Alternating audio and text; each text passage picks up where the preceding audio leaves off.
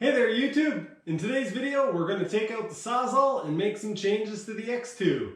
I bet you're wondering why I'm holding this hammer. Now you know. I've done a bunch of work on this, but once again it's stuff that you can hardly tell that I did. I removed a bunch more material around this to see if I could salvage it, and I've decided that I'm actually going to have to cut out some of the front and some of the bottom of the hull because I'm going to have to attach this to good material here. And a lot of this is broken up and it's cracked along the seams. So yeah, just attaching new material to this wouldn't do any good. The reason why I started filming is because I've kind of decided that I'm going to cut these off. This piece isn't doing anything. That Bondo doesn't have any strength, as you can see. Right now I'm going to cut these off, and then I'm going to figure out what I'm going to do about my cowling. In fact, it would probably be quicker to do this with the sander, but my cat's in the attic and the air compressor is up there, so not only would it scare the life out of him, but if he's on the compressor and I start it up, it could kill him. So I won't do that.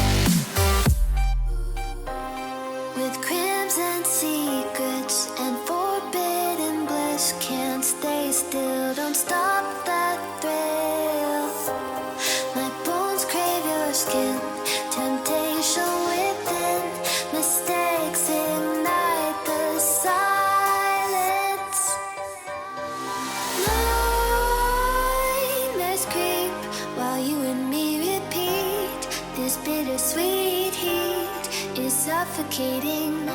I'm waiting and always hesitating.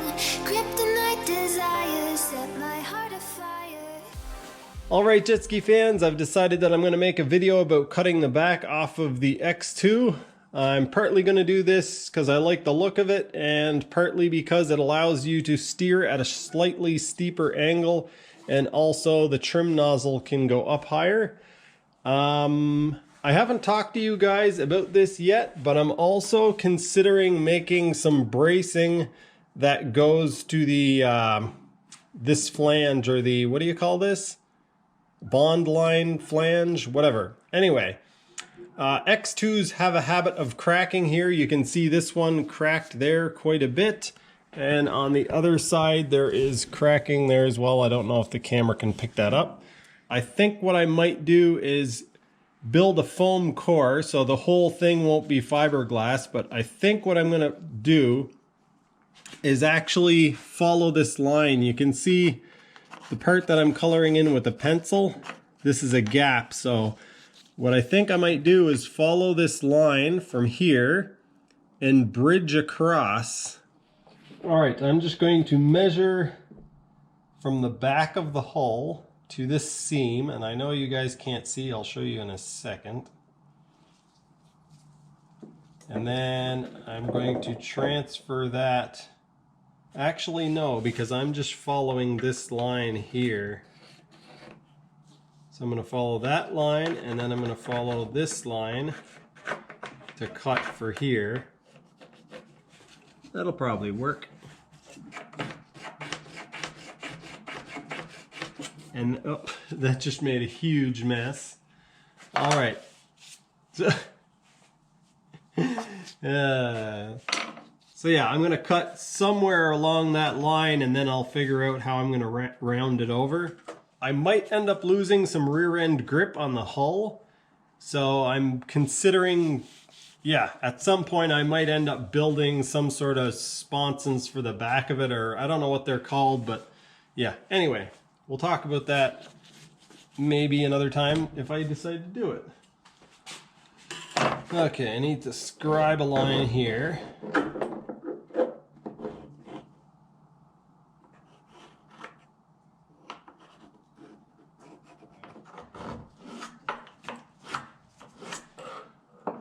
All right, so now I have a line on each side. I can mark across.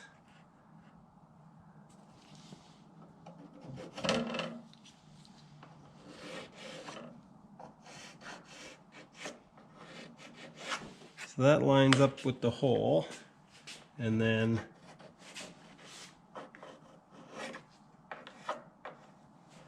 that lines up there.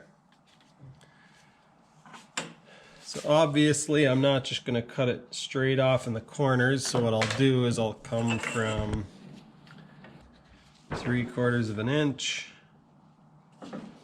and 3/4 of an inch, and then I'll go to wherever that meets.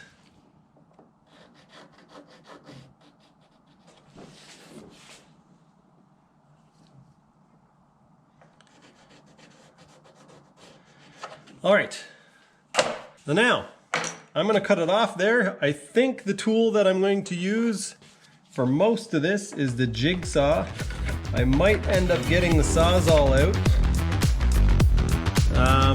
Sawzall probably makes more sense for most of it.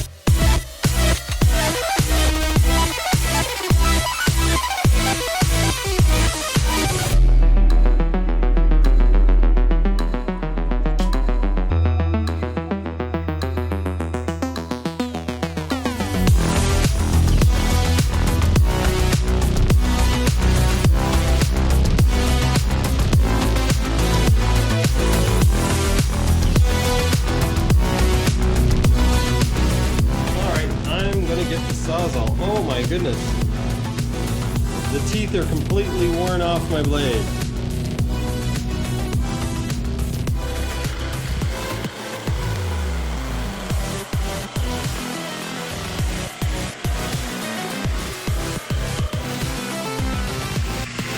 Much better. I'm sure if I just would have asked the Jet Ski brothers, they would have told me this was the ticket. This was the answer. All right, let's see. Can I do it this way?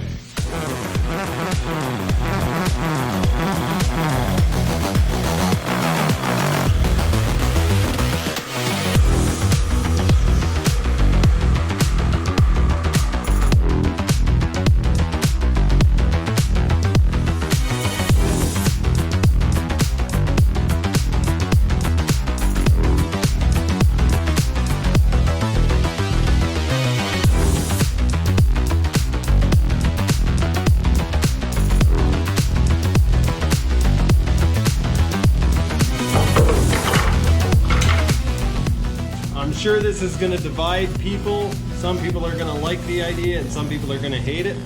Let me know what you think. Let me know if you've chopped your jet ski.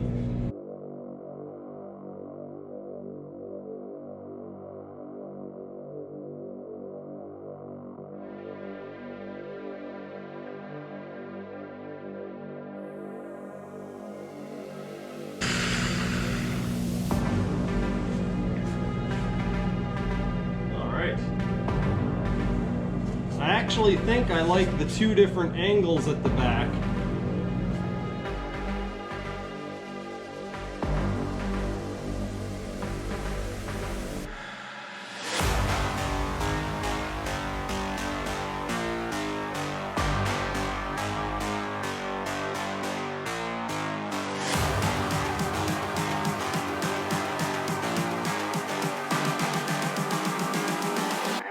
calling to say I...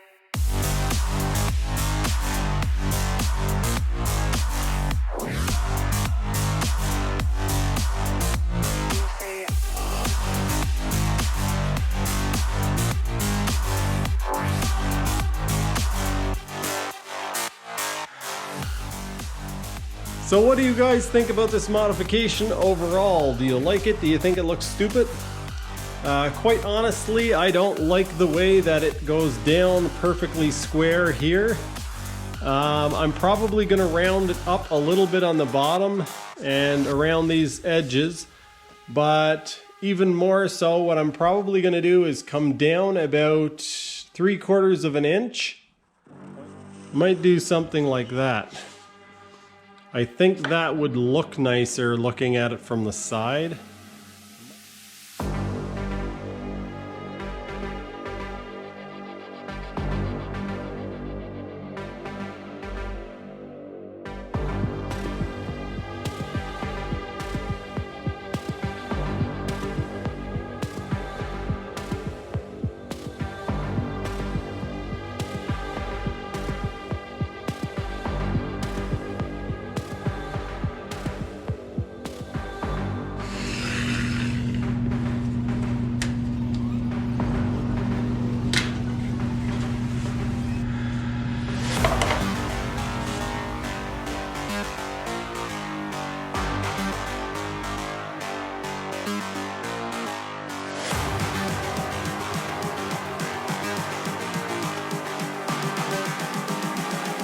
I'm just calling to say I...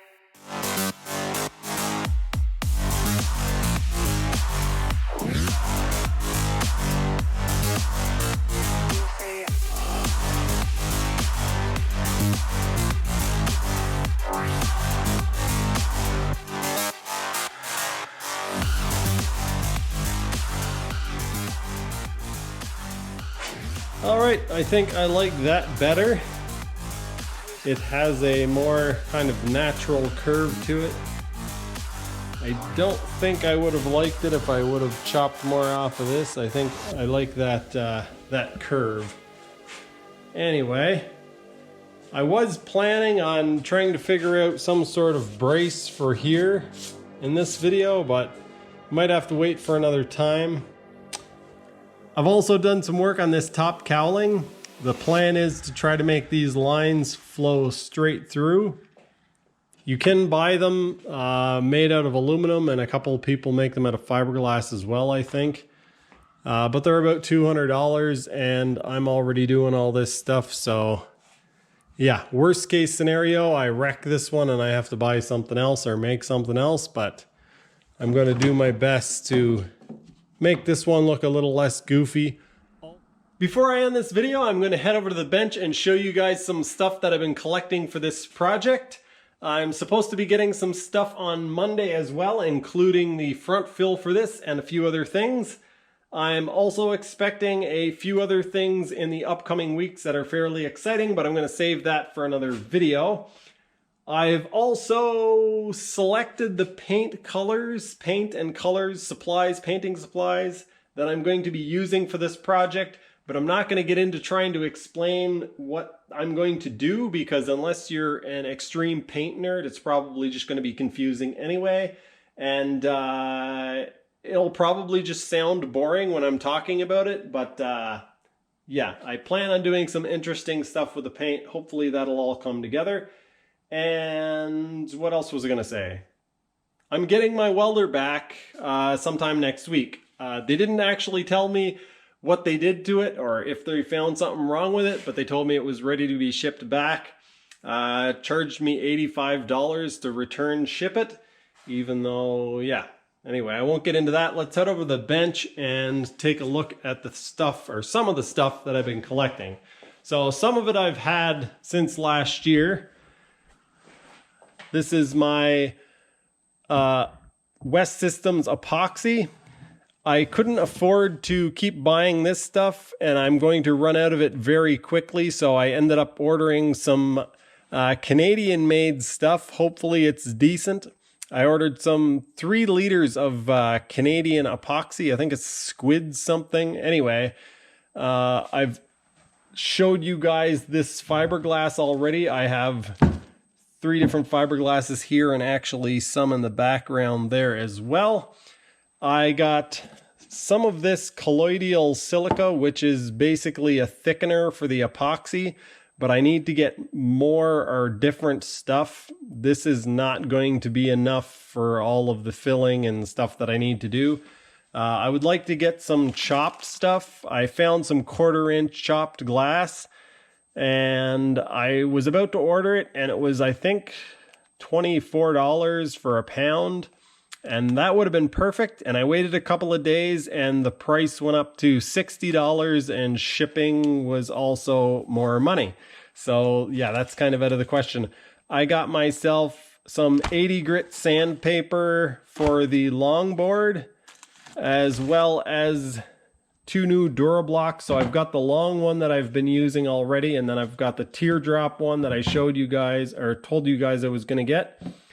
I got the small block for doing smaller stuff. I got some paint brushes for applying the epoxy.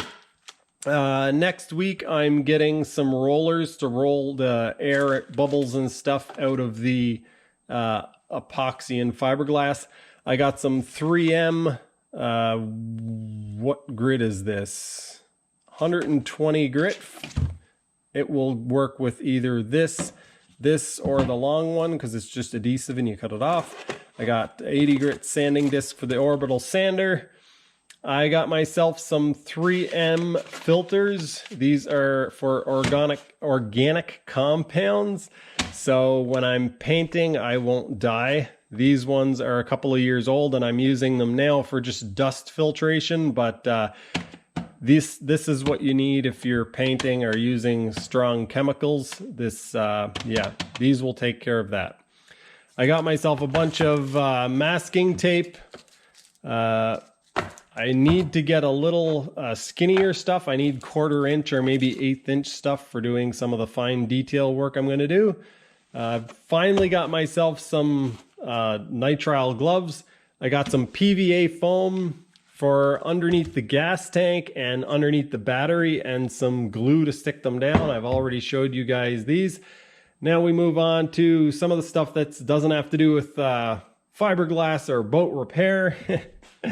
I got myself a set of 900 carburetors just because, yeah, just because. We're going to leave it at that for now.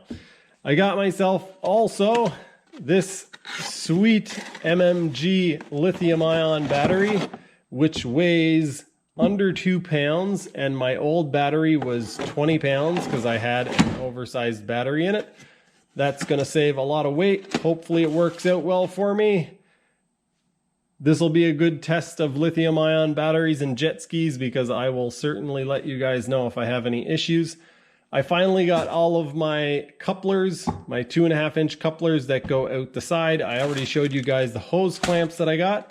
And then I finally received the correct 2.5 by 12 hose that goes between the stinger and the water box. If you guys remember, I had ordered the wrong one. I ordered a 2 inch. I finally got the 2.5 inch. And here are some Rule bilge pumps that I picked up from vintagejetski.com using the promo code JetskiBrothers to get 5% off. And yeah, the 1100 is going to make this ski sit fairly low in the water, so I'm definitely going to want a good bilge pump. I might end up putting both of these in there. I also got myself some LED lights because I want it to be able to film without it flickering. And all of them work really good except for this one for some reason. I don't know if the ballast is off or what, but it makes a screeching noise and it makes a flicker, so actually I still hear a screeching noise. That was an extremely long outro. Hopefully you guys enjoyed this video, and I hope that very soon I am able to show you guys some content of actually putting this thing back together. There are a whole lot of things that I would love to do to this ski and that I might do in the future, but I think for now I really have to focus on putting this thing back together, or gluing this thing back together, I should say, because it's, yeah, it's more than just disassembled. It is all cut up. So, Hopefully in the next video I have the front fill and we get to figure out how to put that on. That's going to do it for this one. Thanks for watching and I'll see you next time. What, did you think I wasn't going to check? 2.35 pounds. 1,008 grams.